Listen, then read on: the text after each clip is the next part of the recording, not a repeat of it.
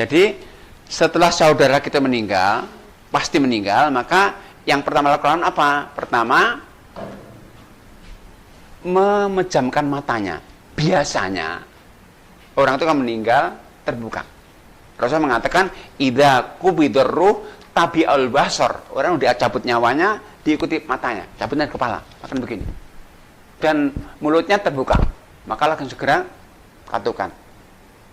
Beberapa saat, jangan langsung lepas. Sampai dia diam. Maka kadang-kadang kita sampai temukan sampai diikat loh. Karena nggak ditutup waktu meninggal. Terbuka akan diikat itu. Ya, terlambat. Langsung diikat pulang. Nah, setelah itu langsung ditutup. Tutup seluruh gini, tutup gini. Nah, kemudian keluarganya ya segera ini diberikan peralatan mandikan. Untuk mandikan gimana caranya? Tentunya harus melepas pakaiannya semuanya. Jenazah itu lagi tidak harus didekapkan, kalau didekap di sini aja. Kenapa? Jenazah itu cepat kaku ya. Nanti kalau sedekap dimandikan sulit. Dilepaskan pakaian juga sulit juga. Dan nggak ada sunnahnya sedekap, nggak ada. Sunnah sedekap orang sholat saja sunnah sedekap itu. Jenazah nggak ada. Bahkan jenazah itu kalau disedekapkan nanti kebutuhan kafan lebih lebar. Kan begini kan lebih lebar nanti. Kalau gini kan. Begini aja. Tutup ini kemudian kita angkat atau kita lepas di kamarnya atau kita angkat dilepas pakaiannya di tempat ruang begini. Perhatiannya. Tertutup kalau bisa ini ya. Nah, melepas pakaiannya itu kalau masih lemas, dilepas biasa agar pakaiannya bisa dimanfaatkan hidup. Dengan cara bagaimana? Ini satu orang, Ustadz pegang ini satu di atas ini. Nah, ini pegang ini, yang Ustadz pegang ini lagi ini. Nah, satu melepas pakaiannya ya. Jadi yang melihat nanti hanya yang melepas saja.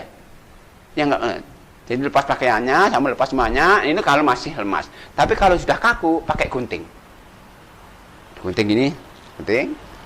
Gunting sampai gini, celana pakai sampai pegang, tinggal lepas. Lepas semuanya, baru kemudian diangkat ke tempat di mana kita mandikan. Tetap ini Pak, tutupnya ini. Nah, tutupnya kalau bisa seperti ini, yang tebal seperti handuk ini, dan dua. Cuman yang satu jangan tutupkan, satu ditahan, nanti untuk pengganti nanti. Nah setelah itu, ini langsung dimandikan. Kalau bisa, kalau ini mejanya kan udah bagus, ini kan ada ininya kan. Nah, jangan kalau bisa semisal mungkin jangan langsung ditaruh di atas papan meja. Kenapa? Kalau nggak begini nanti kotorannya kemana-mana. Kalau ini kotorannya bisa turun ke sini, langsung turun ke sini. Ini meja ini banyak dijual nih, udah banyak jual nih. Paling bagus ini, gini jual. Nah ini kemudian setelah itu dimandikan. Dimandikan itu mungkin yang prosesnya 3. Satu mengambil air. Nah airnya siapkan. Air itu yang bisa, yang sunnahnya tercampur dengan daun bidara. Pakai gentong ini, ambil daun bidara ditumbuk, dicampurkan. Itu kemudian satu ember kecil begini, air yang tercampur dengan kapur barus. Kecil saja. Jadi yang besar ini dengan daun bidara, ini. Nah sunnahnya nanti untuk memandikan itu ganjil. 1, 3, 5, 7 atau lebih itu usaha ganjil. Karena Rasulullah pernah itu ihsilniha bima in wasidrin talatan au khamsan au saban aktar mendalik. Kata Rasul, mandikan putriku dengan 3 gayung, 5 gayung atau lebih kalau itu membutuhkan dengan jumlah ganjil. Nah, yang itu kan ini itu sudah terlepas ya bajunya ya. Maka 2 orang tetap megang, 2 orang megangnya. Satu sini satu ada, ini satu belakang. Ini Ustadz pegang ini, nah satu situ. Nah, ya gitu. Nah, 2 orang proses memandikan. Jadi yang melihat badan jenayah yang mandikan saja. Ini nggak melihat Pak, yang megang ini. Yang satu siap untuk menyiapkan sabunnya, airnya, yang dibutuhkan. Dan sebisa mungkin pakai media. Medianya apa? Pakai masker, sarung tangan. Ada semuanya di sini ada sarung tangan. Untuk apa? Ini ada 2 manfaatnya. Jadi orang itu meninggal berpotensi menularkan penyakit. Ya. orang itu meninggal berarti menularkan penyakit. Nah, penyakit orang meninggal itu bisa lewat sentuhan. Sentuhan. Maka upayakan disampaikan pakai masker juga pakai sarung tangan. Itu sunnah. Jadi itu untuk medisnya. Jadi itu menghindari. Jadi itu untuk menghindari penyakit tadi sekali lagi. Pertama pakai sarung tangan, pakai masker.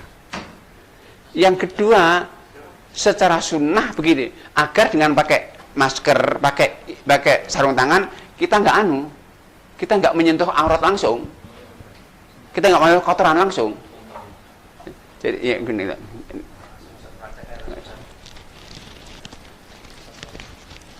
Ini. Jadi gini, ini untuk menghindari bau yang nggak enak, segala macam penyakit. Nah sama, nah kalau bisa bahkan pakai kacamata yang semua yang terlibat di sini. Oh iya, ini potensi penyakitnya banyak. Kita nggak tahu loh, apakah itu penyakit enggak tahu. Tapi kita kan husnudon, tapi cuman kita jaga-jaga waspada. Maka kalau bisa di samping ini, satu kebutuhannya sarung tangan yang tipis sekali itu banyak di apotek tuh, ya tangan. Kemudian yang ketiga kalau bisa kacamata. Kacamata seperti kacamata renang itu yang begini. Sebab apa? Cipratan kan bisa aja tuh masuk mata segala macam. Itu sekali lagi untuk menghindari secara medis dan secara sunnah begitu. Ini kemudian setelah itu setelah siap, kemudian kalau bisa pakai ini sarung tangan yang seperti ini.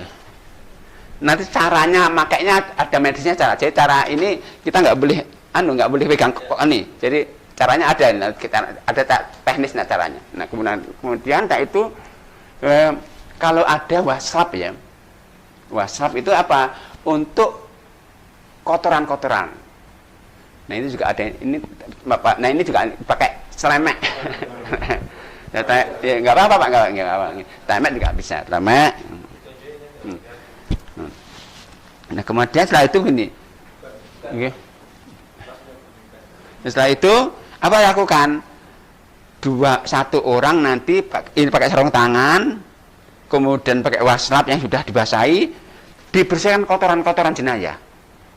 Apa kotoran jenazah itu ya kita ambil ya jenazah mulai dari matanya, mungkin kotoran matanya sampai kotoran nanti sampai.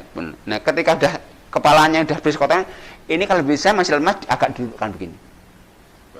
Dudukkan begini untuk ditekan dikit-dikit agar kotorannya keluar. Ini langsung jatuh ke sini bawah kotorannya. Ini kalau orang sakitnya nggak di rumah saya nggak diinfus banyak kotorannya. Kalau diinfus lama nggak keluar kotoran. Ya kadang-kadang orang sakit mendadak itu kan banyak kotorannya. Maka ditekan dikit. Kemudian setelah kita yakin bersih, maka agak diginikan dibersihkan. Ini kan ini kan pakai waslap ini, pakai dibersihkan tuburnya. Saya bersihkan, kita alirkan bersih, ambil kapas, masukkan ke tuburnya, kapas. Gini dirapat lagi. Kenapa? Ini nggak bersih sekali, masih ada kotorannya. Sehingga kalau nggak ditutup gini nanti gerak gini keluar lagi nanti, keluar lagi dia. Karena ini udah nggak berfungsi kan, itu udah terbuka sama sekali, maka gerak gini keluar lagi, keluar. Maka setelah kita yakin bersih, kita tutup dengan kapas, kalau itu plester aja nggak apa-apa tuburnya. Ini berarti sudah bersih kan kotoran, sudah bersih. Kemudian berikutnya diwudukan. Wudukan yang rukun saja, yaitu wajahnya. Ini basah gimana? Jangan basah. Wajahnya. Kemudian yang kanan, zaman sampai siku, kiri, usap kepalanya, kemudian kakinya. Satu kali cukup. Iya, digerujuk aja, digosok dengan. Setelah itu dan wudukan baru mulai menyiram. Mulai dari kepalanya, jadi ambil satu mulai dihitung ini, ya satu, ya, jadi satu, gini, kalau udah basah semuanya disabuni, dikeramasi. Setelah itu diiringkan ke kanan. Untuk apa? Untuk menggosok yang sini, bawah, belakang, samping kan, samping, kemudian dibersihkan lagi dengan sabun. Ya. Setelah itu baru miring ke kiri, sama, disiram lagi, disabun lagi. sabun lagi, setelah itu udah berarti kan ini udah tersabuni semua ya. Baru kemudian dibilasi sabun-sabunnya. Dihitung lagi tadi berapa tadi, kalau tadi 5, 6, 7 sampai bersih semuanya. Jadi udah sabunnya hilang sampai bersih. Ini tadi tertutup loh ya. Betul ya. Nah, setelah bersih ini langsung dihandukkan. Dihandukkan nih. Kain enggak, kain yang tadi kan belum basah ini kan diangkat gini kan. Dihandukkan kan. Ini kan kain handuk ini. Handukkan, lalu bersih, dihandukkan, dibasahkan, ambil handuk yang kedua. Jadi anggap dari kain ihram yang kedua, bentangkan di atasnya. Dianggap kain ihram, bentangkan di atasnya. Nah, kemudian yang basah diambil. Ini basah kan? Diambil. Basah, diambil. Ini udah basah, ini diambil. Nah, berarti ini sudah bersih dengan penutup kering. Ya, udah selesai kan? Tinggal bawa ke tempat di mana ada tim yang menyiapkan kafan.